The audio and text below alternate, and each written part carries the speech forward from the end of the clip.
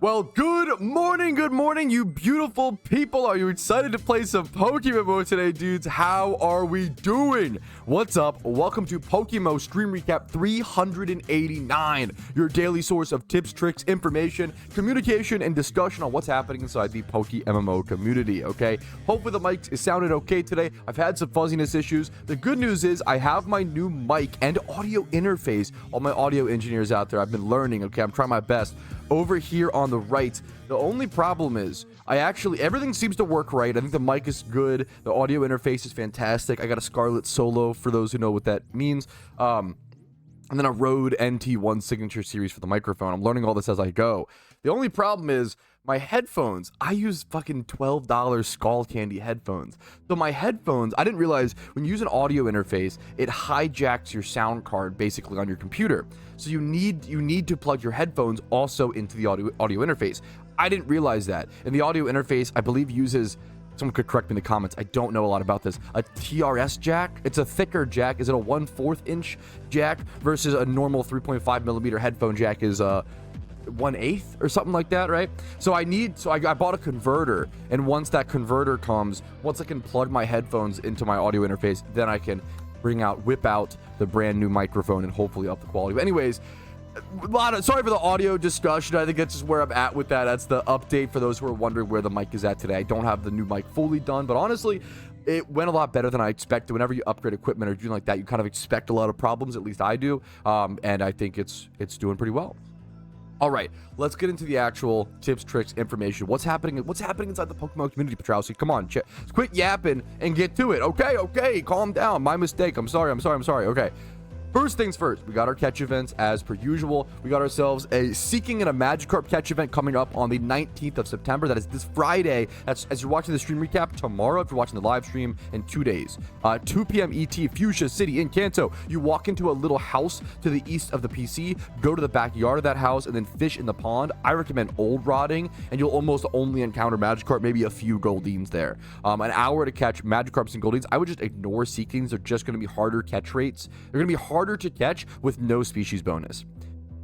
Prize is a gift shiny Goldine as well as some free RP. If you're an Iron Man, this would be a fantastic event. Next up, no other official catch events planned right now, as in terms of Western World catch events. We're waiting for some more to be posted from what I've seen. We do have an unofficial catch event called the Safari Showdown, which happens every single Saturday from our boy Pokedex. He's been really trying to give back to the community. Hosting a weekly catch event is so fucking cool. And not only is it a catch event, you catch Pokemon in the Safari Zone for an hour, and then afterwards you play PvP.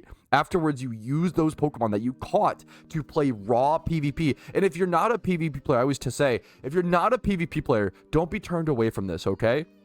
You don't have to be good at PvP to play the PvP tournament in this specific event, because you're not EV training, running calcs. You're not, doing all the utmost efficiency stuff. This is almost like bringing PokeMMO back to when it was released in 2012, 2013. You're just using the Pokemon you have, using the mons you caught. You can't add moves. You can't EV train, no leveling. Like, you can't do anything. You're just using wild Pokemon to fight each other. I think that's a lot of fun, dude. Raw PvP tournaments are very, very, very interesting, and you have a weekly chance to win 7-day donator status. You could, if you won first place every week, you could just infinitely sustain your donator status for free. It's easy, guys. All you gotta do is win every single week. Get your brain, so easy. Or get yourself Sweet Sun Ocarina, one of the best ocarinas in the game right now. I would say the new one, the Sweet Sun Ocarina plus a Riches Charm for your gym rerun, dude. Go check this out. There's some really cool stuff. It's Saturday at 5 p.m. UTC for those wondering. All right. Next up, we do have Chinese catch events to cover a little bit quickly. I do want to start getting quicker with covering these. These are really important for anybody in China, but not only that, any viewers in Australia. Shout out to my Australian viewers. Shout out to my graveyard shift workers. Like, anybody who's on an off schedule, this event might be better for you. This timing. A lot of people say they can't make catch events. Chinese catch events are your way to make catch events if the traditional ones don't work for you. So this one is at September 20th, upcoming Saturday, September 20th at 1600 Beijing time. I believe that is at 6 p.m. Australian Central Time, if my calculations are correct, but make sure to double check, please. Double and triple check that. Kanto Safari Zone. catching only Nidorans and Nidorinos for the hour, and then submitting for a chance to win a shiny Nidoran, choosing your IVs plus 500 RP. I strongly recommend using Google Translate if you win this event. You want to be able to communicate with the staff members there and with the people there. So please use Google Translate for sure. But most of it's, you don't need to know Mandarin to be able to participate in this. Like, you're just going to be like linking your Pokemon for the most part and being like, you don't have to say it, you just link your Pokemon. You don't have to say anything. The only thing you have to communicate for is if you win, you have to communicate what like nature and stuff you want and what IV, and that's it. That's the only thing. All right, next up, another Chinese catch event. This is on September 21st, so the day after that other one. September 21st on Sunday, 1600 Beijing time, over in Unova Lost Lorn Forest, I believe. Yeah, Lost Lorn Forest, Green Vine Snake. These translations are not perfect, okay? Centipede King is a banger name, though. Don't get me wrong. Venipede, Servine, Zorua, and then Scolipede for an hour over at Lost Lorn Forest at 1600 Beijing time for a chance to win a shiny Venipede. Evolves into an amazing shiny in Shiny Scolipede. Next up, we have some suggestion posts and other players of the community posting things on the forums, talking about things. This player, Shu, just talked about wanting a new area in the game. And I understand this, like, specific urge and fresh urge to explore a new location. I super get that. Let's read a little bit of what he says, but I'm not going to read the whole thing. Listen, guys, I know a lot of people want Gen 6 to be added to the game, but what am I about to propose may not be liked by some players, and while some agree with it, I was saying, is it really necessary to add Gen 6? We can ask the devs to give us a new area, not a new region, which can give us access to what we want and a particular area, like guild halls, player houses, etc. As you may know, that raids are only limited to event season, but maybe we could get a new raid every 24 hours. I don't think, to be fair, I don't think we need a new area for any of the things he mentioned. Not to, you know, I think guild halls and player houses are most likely to be instanced areas, similar to like, oh, we have like the, when Shaman comes around, you click like the Shaman orb and it teleports you to an island. I think that's how guild halls and player houses will work. They won't be a physical location in the game, but more of an instance that you teleport to. That'd be my guess. That's usually the only way stuff like that works. And then raids, we already have the raid dens. Those are already, we already have locations for those. But he just talked. I think it's a cool idea. So what this inspired me, what a new game area inspired me to talk about, what I love talking about, is revamp Altering Cave. A lot of players don't even know what Altering Cave is. I've been trying to teach and tell people a ton, right? Altering Cave is such a fucking cool mechanic. If you don't know, Altering Cave is a cave in Kanto. It's at the end of one of the islands. Is it Island 6? Island 7? I don't remember which island, but it's at the very back end of one of the islands in Kanto, and they used Altering Cave as a way to spawn in Pokemon in Generations 2 and Generations 3 before those regions were added to the game. So before Hoenn and before Johto were ever added to the game, you could still go to Altering Cave and catch Bagons and catch what else? Beldums, and catch Stantlers, Giraffarigs, Snubbles. Like, there were a bunch of Gen 2 and 3 Pokemon you could go catch in that one cave, and they were rotating in cycles. The way that Altering Cave works is that it alternates its Altering Cave.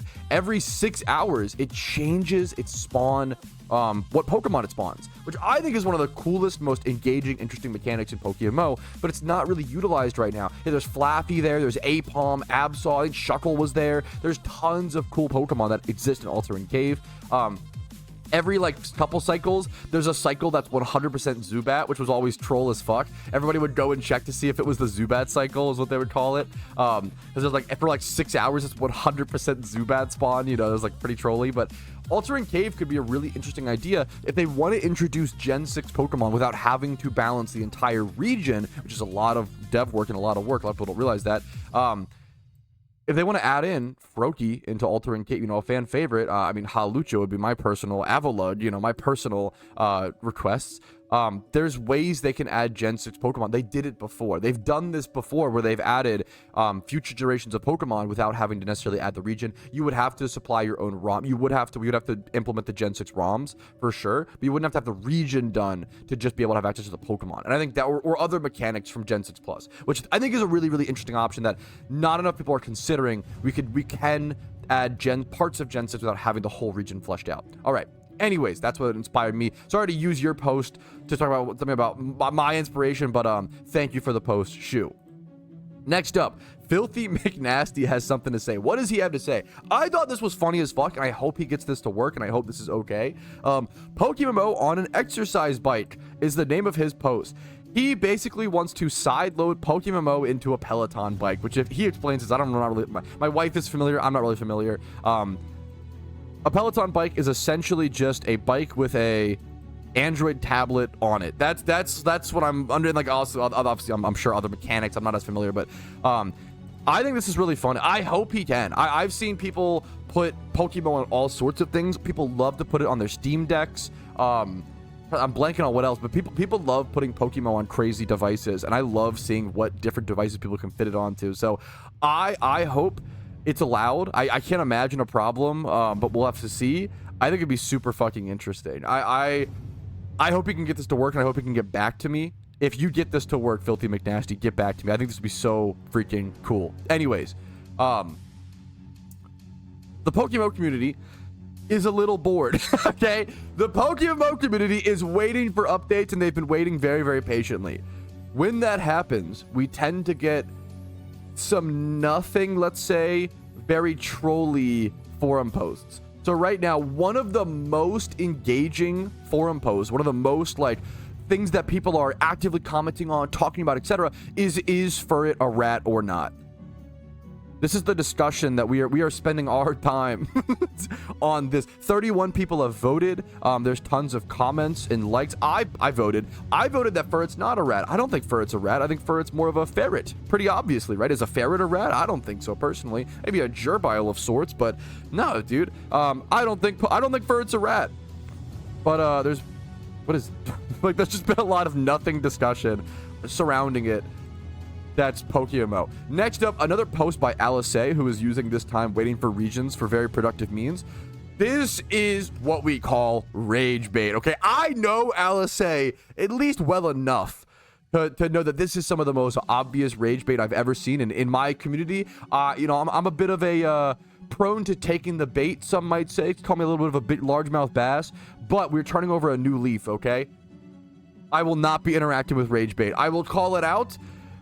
Alice says, what if we could spend reward points to clear a region? I'm surprised that nobody has suggested. I'm surprised that an MMO hasn't done this yet. Yeah, of course. Like paying to level up your character in World of Warcraft. Yeah, no one's ever done this, man. I genuinely wonder if you could spend like 15 to 20 bucks to not have to beat the region. Oh, what a great idea. What a good update. And then maybe after that, we could have it so you could like pay $5 and get a shiny guaranteed on your next encounter. That's a great idea. Yeah, this is obviously a troll post. This is called pay to win, pay to complete the content. At this point, you are playing a microtransaction based game just to unlock things arbitrarily. Why are we playing video games at this point? There's literally no reason. Just go buy physical things in the real world at that point. Yeah, I will not be taking the Ragebait. Thank you for the post, though, Alice. That is all the topics I wanted to discuss today, all your daily news jumping into PokeMMO. I have a lot of grinding to do today on the Ironman account. I plan to mostly do some legendary hunting and running back and forth. Let's go ahead and jump into it and see where it takes us. If you have any good questions in chat, we'll shout those out as well. If you want to ask questions in chat, comment stream, ask me questions, let me know what you want to see, and maybe you'll get featured in the PokeMMO stream recap. Let's jump into it, fellas. Thanks for watching. Like the video and subscribe, of course, only if you actually like the content. Dude, that is a crazy thing I haven't even thought about on the Ironman account, is how much do I care about, like, specific particle effects on the Ironman account. So when you defeat the Pumpking boss on hard mode, every single Pokemon in your party gets the limited Halloween particle effect. And do I want to like store up Dittos prior to the event?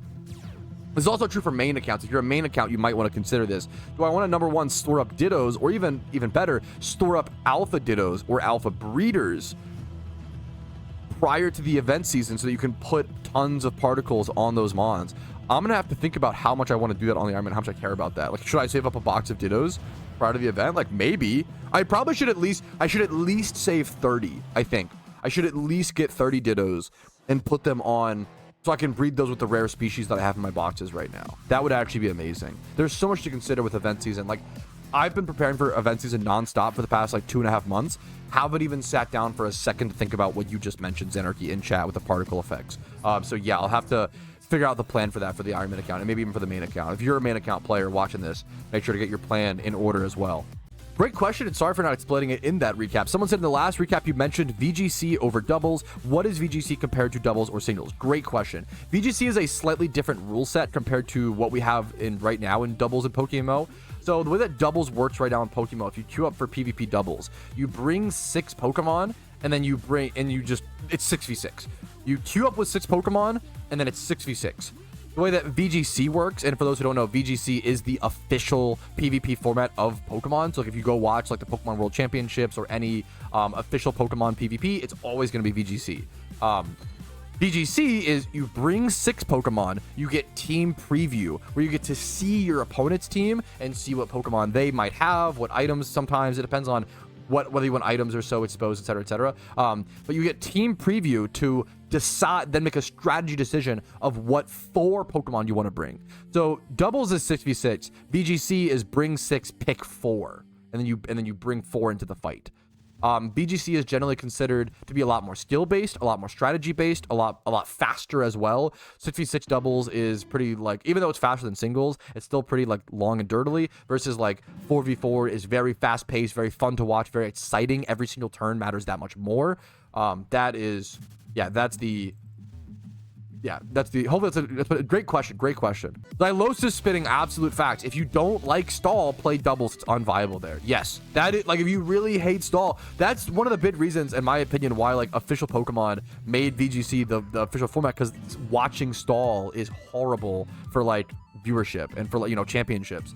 So I think they really do VGC, just it's more exciting to watch and play. Like, yeah, if you don't like stall, play doubles or VGC. Like, stall is almost never really viable there. You just can't, because switching is so much more punished in doubles, because when you switch, if you switch in singles, you only have 1 Pokemon that can attack you, right? So if you're against a special attacking Pokemon, you can switch to your special defense wall. Really simple and easy, right? You're Chansey. In doubles, if you're like Chansey versus a special attacker and a physical attacker, or even like a, you know, 2 different mons, you're taking 2 potential attacks for 1 switch, versus in singles it's only 1 attack that can come in. So that's double the fucking punish. You're getting double punished for switching in singles, essentially, which makes it like makes stall way more punished. Okay, we have a thief here on a Chansey hoping for a lucky egg. No, that's so good. Wow, 2 lucky eggs and 546 encounters. Okay, maybe I had an unlucky hour during my 1 test. That's so good. Each one of these lucky eggs represents an hour, 1 hour of time saved. I've now saved 2 hours of time. It's so severe. It's so good. They're so powerful on an Ironman account. I'm gonna do so much XP. No way. If I get back-to-back lucky eggs, it's a grinding day. If I get back-to-back lucky eggs, I will chug something. There's no shot. The odds of that are like, what if I accidentally didn't even take the item off? That could have been detrimental. Let's see. There's no way. No way we actually frisk an item there. No way. No, it's probably an oval stone. I'm going to guess oval stone. There's no way it's lucky egg. No fucking shot. Okay. The math. That's actually crazy. You have no idea how insane that is. It is a 5% chance to find Chansey here. 5% chance, I believe, for them to have a lucky egg. Hitting that twice in a row is unbelievable. That, I'm not joking, might be one of the rarest things to ever happen to me in PokeMMO, period. I'm like, that's actually crazy. It's hitting 4-5% chances in a row. That's fucking crazy. That's fucking insane. I did like a 1 to 2 hour test here. For reference, I did like a 1 to 2 hour test here and didn't find a single lucky egg. That was ridiculous. Holy fuck. Okay, the odds of this ending up in the stream recap are pretty low, but I'm gonna record it just in case. I said that I would chug a beer if I hit that second lucky egg. I can't believe I did. Once again, the odds of that are hitting a 5% chance 4 times in a row. That's fucking wild. I used to farm lucky eggs back in 2013 and I literally never got a single one. So that's so crazy. There was Safari chance back then, but yeah. So what's also funny is the last time I made a bet like this, the last time I chugged a beer on stream, it was the same exact beer. And that was like years ago. I bought these dog shit Hershey's flavored beers, chocolate on like, they were like hyper clearance. And my brain was like, I gotta try them. And I got them, and they taste like ass, okay? They suck. The last time I did this, it was the exact same. This has been sitting in my fridge for like 3 years. Let me get this sucker open. Okay. What the hell? It's gross. Not that beer? Yeah, anyways. Okay. Yeah, I'm more worried about the burn. It's really cold. We're gonna see how it goes, okay? I'm gonna try my best. I'm gonna try to do the whole thing. I was pretty good at Mario Kart, you know, a few years ago, so let's see how it goes. Bottoms up. I just wish you knew.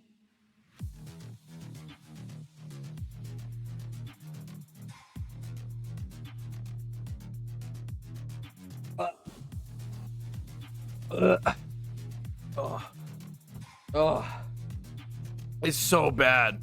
Oh my god. There's still so much left. I thought I did a good job. Oh, that was... Oh my god. I'm worried it's expired. I'm not.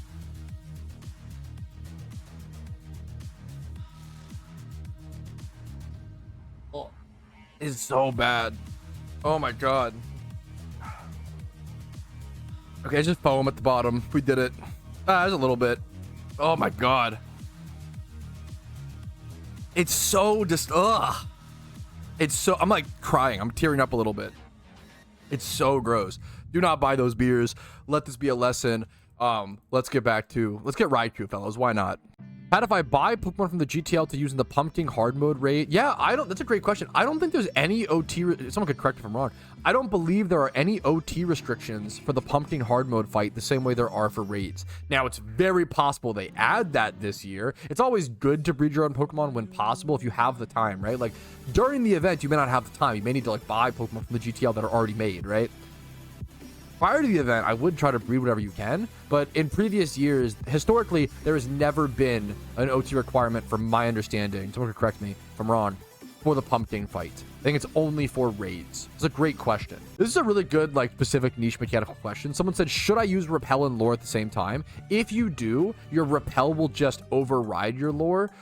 This is actually really important information for maybe you're using premium lures or legendary lures, right? If you're ever using legendary lures, but for some reason you have to go back to like the PC or have to go back to change locations, whatever, pop a Repel and it will save your legendary lure steps. So if I were to pop a Repel right now, it would use my Repel steps first and then go to my lure steps. So I would save my lure steps if I needed to for some reason, for example.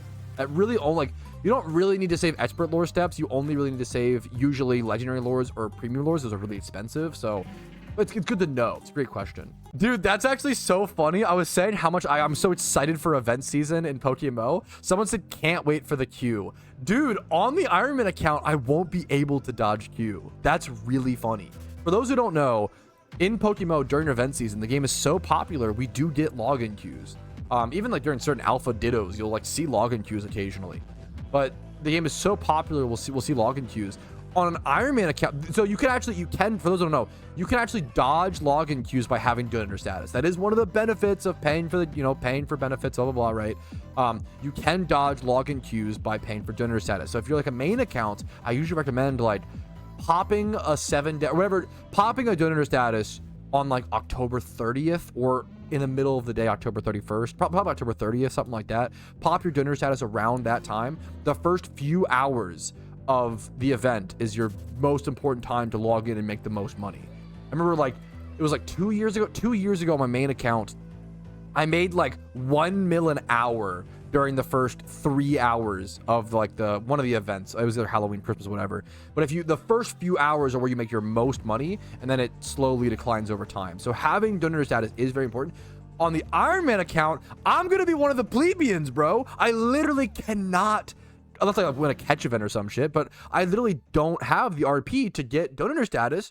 I can't skip the queue. I'm gonna be in fucking queue, boys. Which is kind of base, kind of a cool way to. I gotta be one of the people, man. No fucking streamer benefits. Dude, I'm so glad you asked this question. Doctor said, I saw your short, Patrouski, about the fact that it's better to go for a like single encounter hunt for Bagon instead of egg shunting. Is that the same for Beldum? No, you should 1,000,000,000,000,000,000% egg for Beldum instead of single encountering. For reference, Beldum is a 1% spawn in the wild, in Meteor Fall. Well, okay, to be fair, if you were to shiny hunt for Beldum, what you would actually do is you would go single encounter hunt for, you would go lure, either you would probably go to Giant Chasm. If you wanted to single encounter for the line, the species line, you would go single encounter in Giant Chasm, and that gives you a very rare chance for Metang, and then a 5% chance or so with lure. It's around 5% for Metagross. But so a 5% hunt, what's the math on that? If something is about a 5% chance, let's say it's 6% because of the Metang as well. 100%, I'm bad at math, but hopefully this is good enough. Divided by 6, right? 16 shiny hunts on average. Is that right? 16 times, it's a single encounter hunt. It's about 100 hours per hunt, right? Sorry, 16. Let's round it up to 17. I'd rather overestimate than underestimate. 17 times 100. That is an estimated 1,700 hours to go to single encounter hunt for a shiny Beldum if you want to go for that line. If you do it at Meteor Falls, it's even worse. If you single encounter hunt for Beldum at Meteor Falls, it's only a 1% chance. Because it's only the very rare. It's a 1%. It'll take you 10,000 hours on average to go for a single encounter Beldum. But 1,700 hours on average to go for a single encounter shiny Metang or Metagross at Giant Chasm. Now, if you egg, it's going to be around, I don't know the exact numbers. The numbers have changed a lot because they just like buffed and changed egg shunting and red shunting a lot. So I don't even know the new numbers. I want to guess around 600 hours nowadays. It's really tough to tell. But let's say it's around 600 hours to egg shunt, to rare shunt, right? That is much better than the 1,700 hours of, it's just math. It's that simple. Great question. I'm glad you asked. I would recommend people don't single encounter hunt for Metang / Metagross, that line or whatever. But if you want to, do what you enjoy. Don't get me wrong. You want to know the efficiency answers, know what the best options are, and then pick what's best for you after that. Hey Pat, what's a PokeBroker? It's a great question. It's a very niche thing. I might be one of the only people who has ever hired a PokeBroker in PokeMMO. I was in a situation where I was opening mysterious balls for content in PokeMMO, on streams like that, and I literally was so busy I didn't have the time to sell my and like price check and list my own Pokemon. So I hired someone as a PokeBroker, and I basically paid. I mailed them all of my Pokemon, and they would price check and list my Pokemon for me.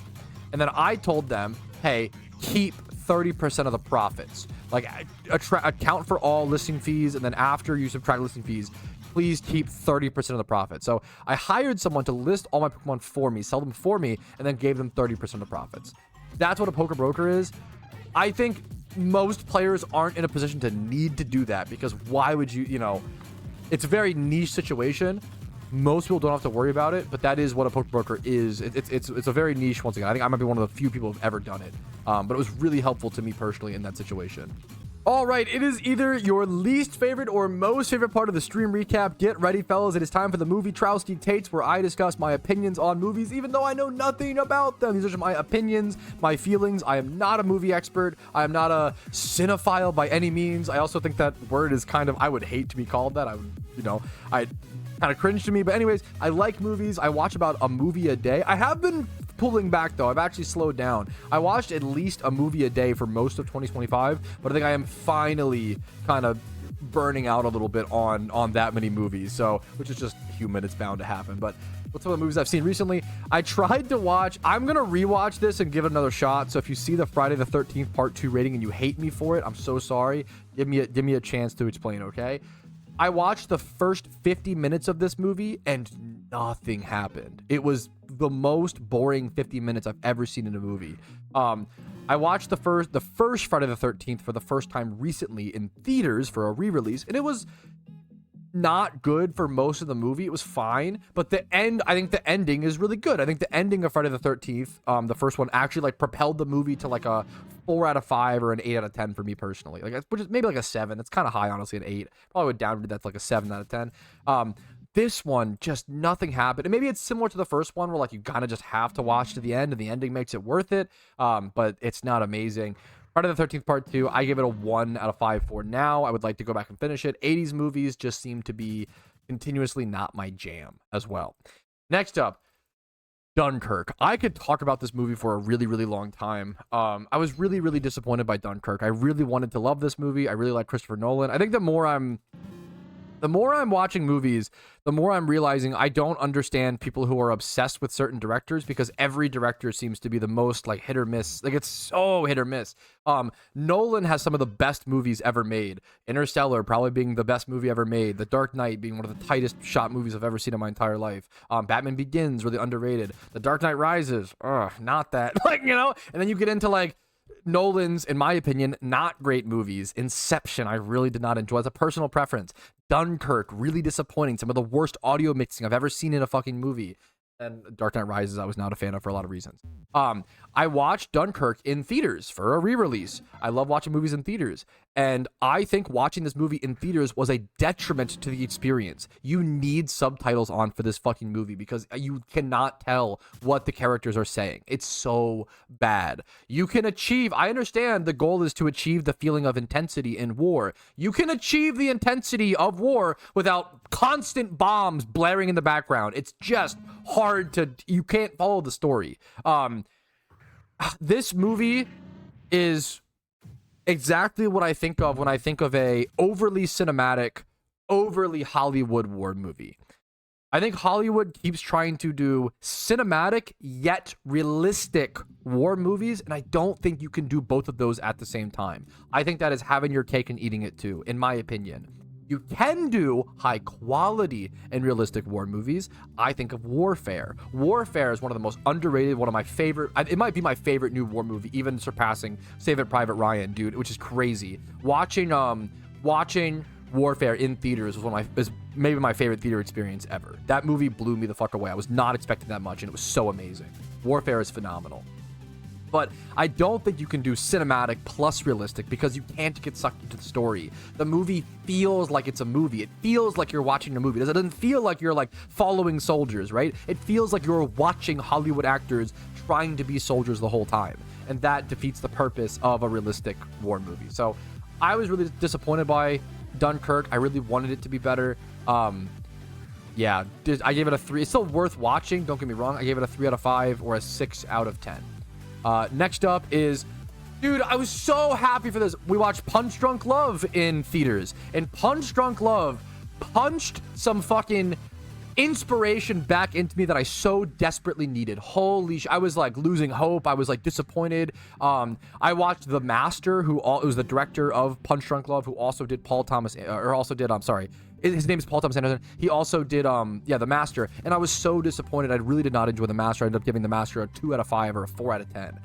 Punch Drunk Love fucking hit for me personally. It did not hit for my wife. My wife gave it a 6 out of 10, which is, I totally get. Punch Drunk Love just hit for me, man. This movie, I'm going to read my full review of this. This movie feels like, to me, the original Love on the Spectrum, okay, before it was cool. This movie really resonated with me, and I really needed that. I really needed a good movie after a few letdowns recently, including Dunkirk and The Master. This movie is hilariously the opposite of Ken's arc in the Barbie movie, which is all about men relying less on a woman's attention for their own self-worth. Punch Drunk Love is kind of the opposite, where it talked about the inspiration that love can be. The inspiration to make someone want to be a better person, stand up for themselves, chase their dreams when given the motivation and the incentive of love.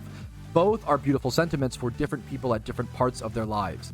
The first half of this movie is super anxiety-inducing, and it slowly starts to calm down as he falls in love. And it's a very beautiful portrayal of like what love can be for a lot of people. And I said, thank you, Paul Thomas Anderson, for proving me wrong and showing me that I judged you too quickly after not enjoying The Master. I found myself really not enjoying a lot of the Paul Thomas Anderson movie. I didn't enjoy a lot of Wes Anderson stuff. I've not enjoyed a lot of the Anderson the directors, and that's kind of become a meme for me. But Punch Drunk Love was so fucking good. I was so shocked how much I loved it. I give it a 5 out of 5 or a 10 out of 10 and a like, dude. Much love to Punch Drunk Love, okay? And then next up, Clerks. Clerks fans, hear me out, okay? I wish I liked this movie more. Whenever I don't like a movie, it's always like a sad thing. I don't want to hate on a movie, right? If I don't like a movie, it means that I'm missing out on something. I'm missing out on an experience that other people got, and that makes me sad, right? I wish I liked Clerks. My review for Clerks is something along the lines of, I respectfully give Clerks a 3.7 out of 10. I don't think Clerks is a bad movie. It just didn't age amazing, and it's not really for me. Clerks is a witty, vulgar, dude bro movie with shocking humor. The problem is that it isn't really witty enough for the current era. It was made in 1994. It's in black and white. It isn't really witty enough, and it isn't really vulgar enough, and it isn't shocking enough. It's at least sufficiently dude bro, is what I said in my review. The pacing of the dialogue and the amount of dialogue is really impressive for a first written indie film, and they put a lot of creative camera work and shots and effort into the movie themselves. But I feel like if I watched this growing up and was born 5 years earlier, I'm 27 for reference, I really would have enjoyed and loved this movie. Unfortunately, this is not the case. I don't think Clerks holds up amazingly well without the nostalgia or feelings and vibes from the era. It could be a lot worse, but yeah, Clerks did just not hold up for me. I give it a 3.7 out of 10. That is the final MOVIETROUSKI take of the day. Hopefully you guys enjoyed. Thanks for watching. All right, fellas, but I feel like we did a little bit of everything today, man. We got over 1,000 encounters towards the legendary hunt on the Iron Man. We had a few brewskis. We had some fun. We had some crazy RNG. We had a lot of discussions. I'm going to go ahead and call it for there. I hope you guys enjoyed. Like the video if you enjoyed it. Dislike if not. Subscribe for daily PokeMMO videos every single day. Follow me on Twitch for streams Monday through Thursday at 12 p.m. ET. I will see you guys tomorrow. Discord's down below if you want to join that and see me whenever I'm live. YouTube memberships, Twitch Primes, Twitch subs, PayPal, Venmo, donations help out tremendously. And Factor if you want to go above and beyond and support. Get yourself 50% off some amazing food and support the content. Factor will be first, link down in the description. But for now, have a nice day. Have a great one. Good luck on your legendary hunts. Good luck in randoms PvP only. And good luck on your shiny hunts, guys. I will see you guys later. Have a good one. But for now, peace to Reno. Yo, what's up? Patrouski here, and I wanted to take this time to say thank you to everyone who goes above and beyond and supports my channel. Your names are all listed here. You make it possible for me to make helpful and mildly entertaining content for the game that I love and make it available for free for everyone to enjoy. Thank you so much for allowing me to even be here.